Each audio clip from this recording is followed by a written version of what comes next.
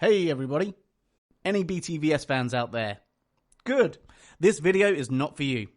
But have you got any friends that you've been trying to get into Buffy? Are they being difficult?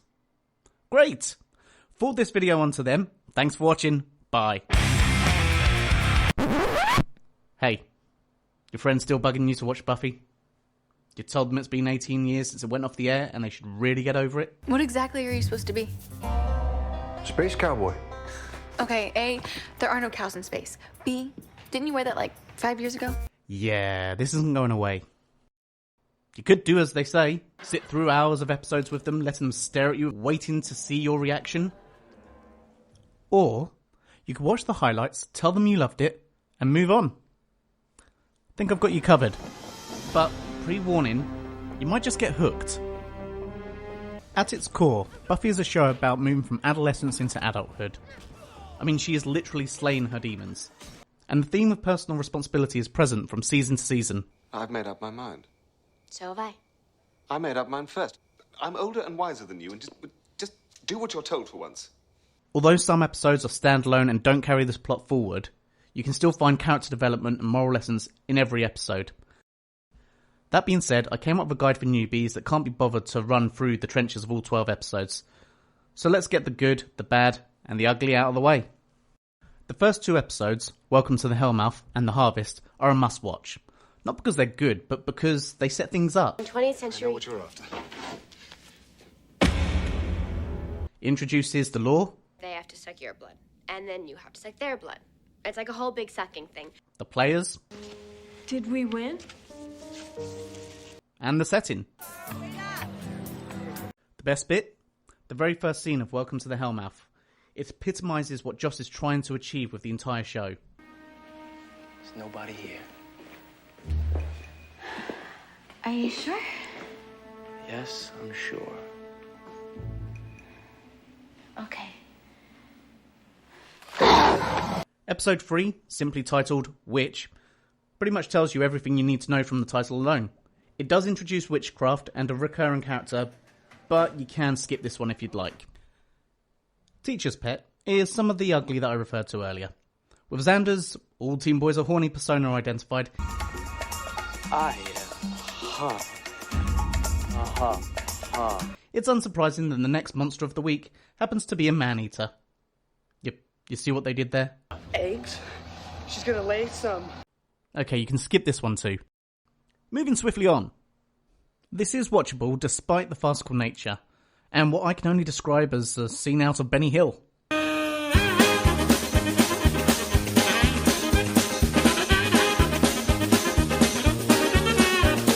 It is a plot-driven episode, and for that reason, I think you should watch it. This also gives us one of the show's most quotable lines. If the apocalypse comes, beat me. The Pack is the first non-plot episode that I can recommend. There's a lot to like here. As the name suggests, the episode, although a little on the nose, is a metaphor for the tribal mentality found in high school, and how thin the line is between us and the animal kingdom. It is well documented that Giles, Xander and Willow make up different facets of Buffy, and here, Xander demonstrates why he's the heart. Watch me out someone your own species. What are you gonna get in my face? This brings us to Angel is another plot-driven episode, and it gives us some much-needed insight into his character. On my rewatch, I noticed something else in the episode that I hadn't before. Remember Budapest? Turn of the century? You were such a bad boy during that earthquake. You did some damage yourself. Just like Budapest all over again. You and I remember Budapest very differently. There is a nice symmetry here, as each couple have a long history that includes red on their ledger. This is also the first glimpse at a key part of Angel's character, that of the recovering alcoholic, which is explored in greater detail in one of my favourite shows of all time. But that's something for another video. All you need to know is it introduces Jenny Calendar, the IT teacher and techno-pagan. Skip it. Episode 9 is The Puppet Show, and I want to tell you to skip it, but it does introduce Principal Snyder, played expertly by Armin Shimmerman. I know Principal Flutie would have said, kids need understanding. Kids are human beings. It's the kind of woolly-headed liberal thinking that leads to being eaten. If at this point you were getting a taste for the show, then I'd say watch it. If not, move on.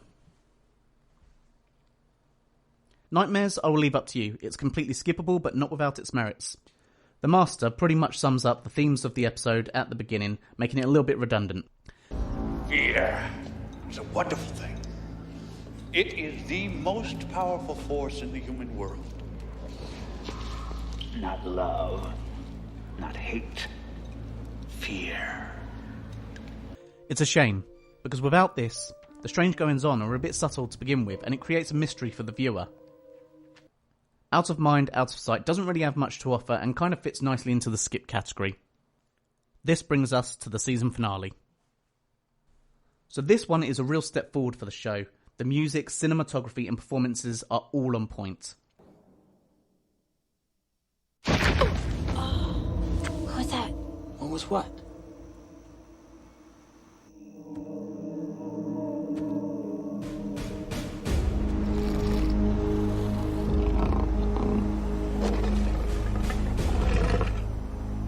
Someone's out there.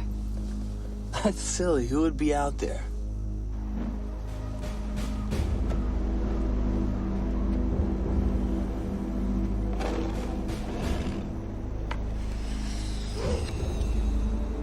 As the name suggests, this is where Buffy finally confronts the big bad. It's not the most unique story arc, but the cast commits so well to the drama, it just pulls you in. Buffy, if the Master rises... I don't care!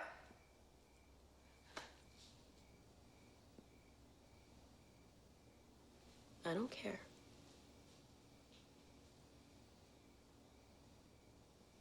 Giles, I'm 16 years old. I don't want to die. If this episode doesn't make you want to see more, then I doubt continuing will be for you. But if this has at least piqued your interest, then you're in for a wild ride. If you like this video, you know the drill. Leave a like and a subscribe. It's okay, I'll wait. Done it yet? Hello?